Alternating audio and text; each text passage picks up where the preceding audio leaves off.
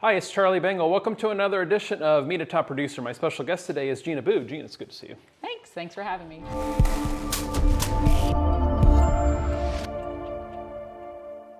Jean, you've been licensed since 1989. You work out of our Burke office. Yes. CRS, Platinum Club, NVAR, Lifetime Top Producer, Hall of Fame, Lifetime Achievement, all of the awards. Take me all the way back to 1989 and tell me why you got into real estate. Well, I had finished college. I went to George Mason, got a degree in finance, and was deciding what to do. And I had a 2-year-old at home, and the finance jobs were like 60-hour-a-week obligations, and I just wasn't comfortable doing that. And a friend of mine from my old job was taking her real estate exam, and I thought, wow, I took principles of real estate in college. Yes, right.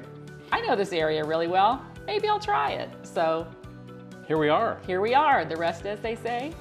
Very cool. Yeah, almost 35 years. Yeah, right? yeah. So it's yeah. been, it's been a good ride. That's great. So what do you enjoy most all these years later? I love the flexibility of it. Okay. So I'm a little bit of an overachiever in that, and I'm the same way as a parent as I am as a, an agent for my clients. So I wanted to be able to be there for my kids as well as be there for my clients. And real estate allows you that flexibility. I mean, it can be challenging at times, Sure. but you have that, control of your business, and you can kind of make it your own. So I could be the PTA president, I could be a member of the booster club, I could also be, there for my clients for putting their interests first and, doing my best for them. Did you find being involved in your kids' lives help your business?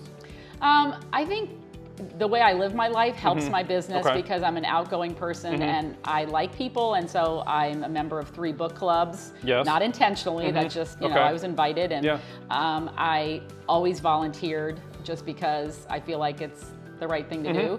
And I enjoy it. So yeah, I've made lots of connections and friends that Got it. way, and so that does, obviously, your sphere of influence is a huge part of a successful business. So yeah, it's definitely Excellent. helped. So the kids are grown out of the house. What still motivates you to sell real estate today? Well, I've got a wedding to pay for in October. My yes, daughter's getting yes. married. Congratulations. Thank you. I like to take trips, and they're not inexpensive. Right. And I also just like having stuff to do. I really like the job I do. I love being sort of an educator, and I enjoy it. Excellent. Okay. So what's your best lead source and why? My best lead source is probably my sphere of influence, referrals from past customers, clients, word of mouth from people that know me. I do have a lot of repeat business, and I don't advertise a lot directly. It's more just people knowing me. Okay. So, How do yeah. you keep in touch with those folks? Social media, Okay.